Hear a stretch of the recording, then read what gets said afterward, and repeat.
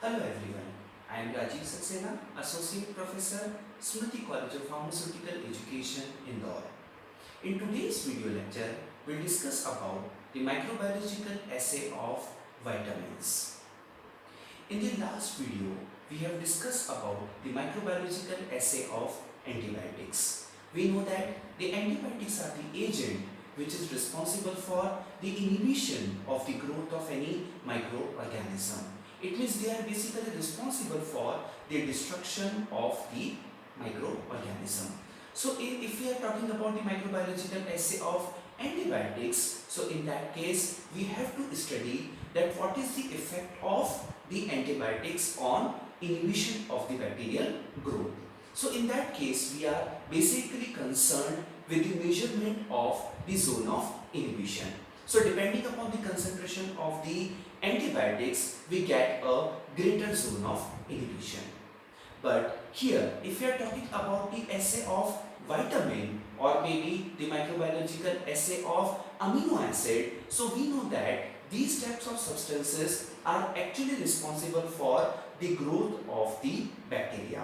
So in this experiment, we are not looking for the inhibition parameter, but rather here we are concerned with the study of the effect of these molecules, maybe vitamins or maybe amino acid, on the growth of the bacteria. We know that vitamin, especially if you are talking about the vitamin, so vitamins are actually required in a very small amount if you are talking about the growth of the bacteria. And it is one of the very essential growth molecule that helps in the multiplication of the bacteria. So maybe if you are trying to optimizing a culture media for a specific microorganism, or maybe we are concerned with the increase in the population of the bacteria, then definitely in both the cases the proper concentration of a selected vitamin is very essential. So these type of microbiological assay of vitamin definitely help us in the optimization of the vitamin component of any culture media.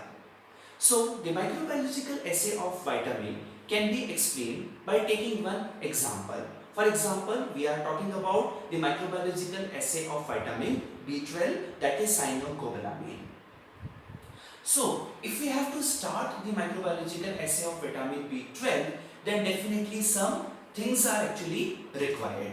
So the test organism which is required for testing the efficiency of the vitamin B12 is Lactobacillus leishmani, and the incubation temperature for the experiment is 37 degrees centigrade and the prescribed pH for the experiment is 6.1. Now the microbiological assay of vitamin B12 can be performed by two different methods. Number one is a titrometric method, whereas number two is a turbidometric method. So one by one we'll discuss how the titrometric method or the turbidometric method gives us the result that shows that the vitamin B12 solution is actually helping in the growth of the microorganism. But before starting the experiment, first we have to go for the preliminary preparation in the microbiological laboratory before the start of the experiment. So these are few of the things that we require before starting the experiment. The first thing is the standard dilution of the vitamin B12.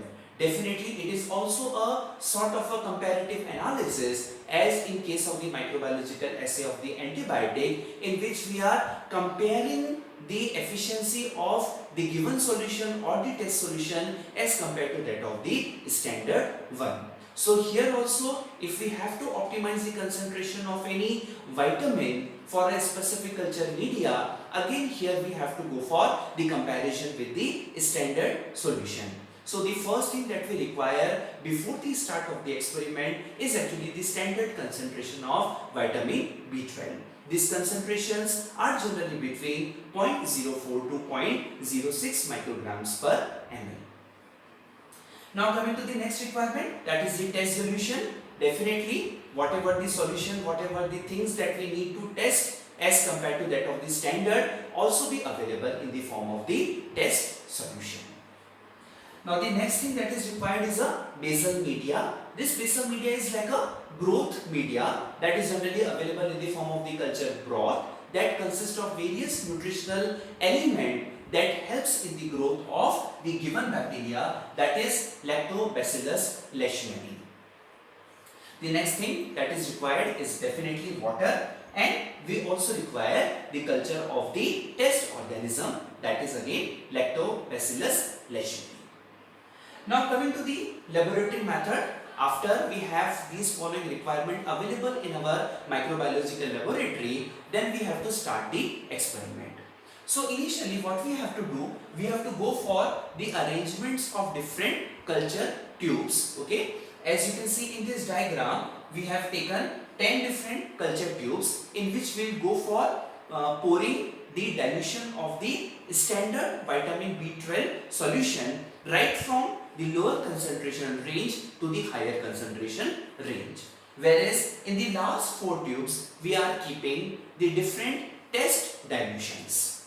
So this is the basic arrangement of 14 tubes, in which from tube number 1 to tube number 10, we have to go for the addition of the standard vitamin B12 solution in increasing order, whereas in the last 4 tube, we can keep the test dilutions of the solution that we need to test. Now the next thing we have added is basal media that is required for the growth of the bacteria. As you can see in this diagram, in the first tube we have not added any vitamin B12 solution, then that's why it will act as a control tube. Whereas in the second tube we have added 0.5 ml, in the third tube we have added 1 ml of the standard vitamin B12 solution, then 1.5, 2, 2.5, 3, 4, 4.5 and 5. So these are the volumes of the standard dilutions of vitamin B12.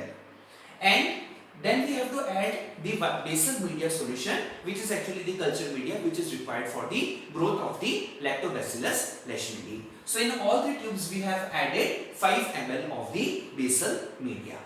Then we have make up the volume up to 10 ml with water in all the test tubes, including the test tubes which we are labeling as a test 1. So ultimately the final volume of all the tubes, that is the 10 tubes that consist of the standard dilutions of vitamin B12 and also the 4 tubes that consist of the test dilution, the final volume should be up to 10 ml.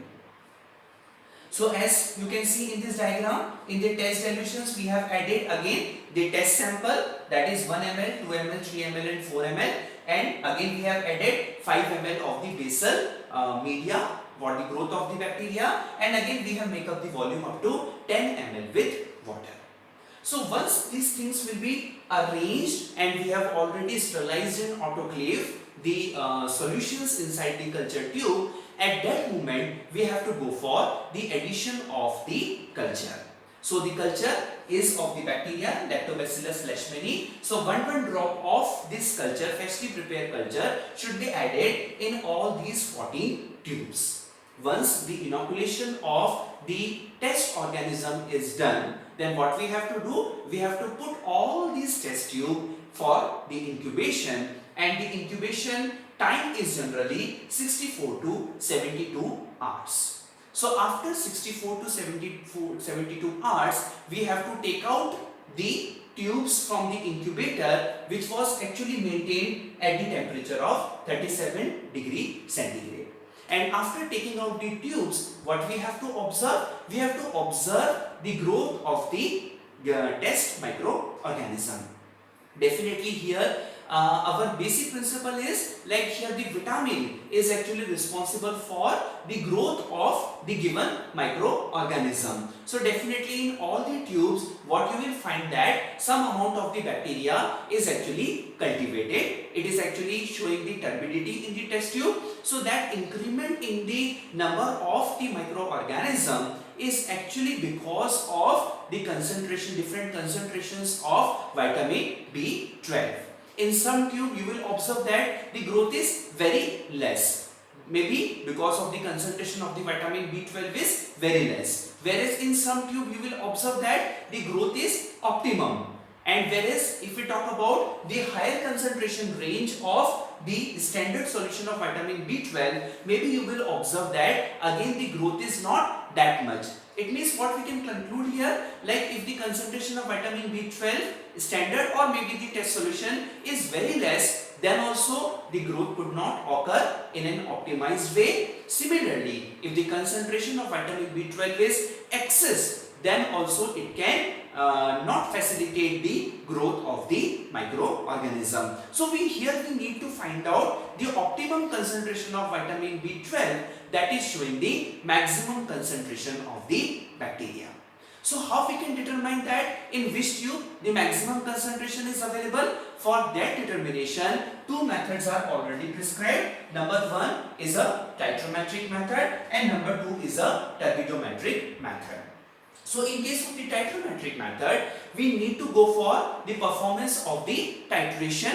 So this titration is basically a acid-base titration. So these tubes, the solution inside these tubes need to be titrated with the help against the NaOH, because we know that the bacteria that we have taken for the analysis of vitamin B12 is a Lactobacillus leishmani. Lactobacillus leishmani is a bacteria that belongs to the category of the Lactobacillus, and Lactobacillus are the bacteria that is having the tendency to generate the lactic acid. So if the microorganisms are growing inside this tube, then definitely lactic acid will be generated. So the amount of lactic acid generated will directly be proportional to the amount of the microorganism available in the tube. And how we can determine the amount of the lactic acid generated? Definitely by titrating against the NaOH. So at the end, we can plot a graph between the standard concentration of vitamin B12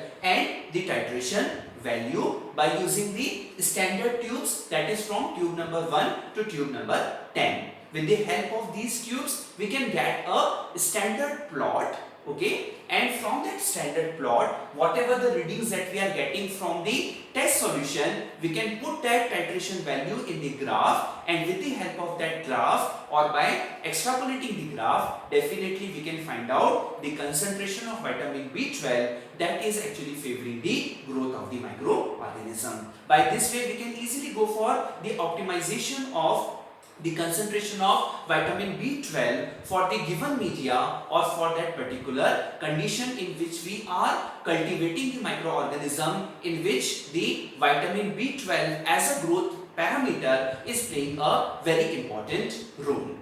Again, the second method is again the turbidometric method. So as you can easily understand from the term that because of the increase in the number of the microorganism, the turbidity of the solution will be definitely increased. So increase in the turbidity or the turbidity here in this case is actually proportional to the concentration of the bacteria, that is Lactobacillus leishmani. So in the titrometric method, we are finding out the concentration of the lactic acid, whereas in case of the turbidometric method, we need to identify the turbidity of the tubes. So if the concentration of the vitamin is B12 is very less, then definitely the turbidity of the solution will also very less. As you go on increasing the concentration of vitamin B12, definitely it is contributing in the growth of the bacteria, and hence the turbidity of the solution will also go on increasing. But as said earlier, like if we are having a very high concentration of vitamin B12, maybe it will not give its contribution in the growth of the bacteria. So somewhere in between the lower concentration to the highest concentration, you will find one tube that is having an optimum turbidity. It means the concentration of the bacterial growth is maximum. So again we have to go for the calculation of the turbidity, and again we'll plot a graph between the concentration of the standard dilutions of the vitamin B12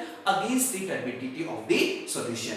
With the help of the standard solution, again we can prepare a standard plot as in case of the titrometric method, and from the standard plot we can definitely determine the concentration of the test solution by extrapolating the graph. Thank you.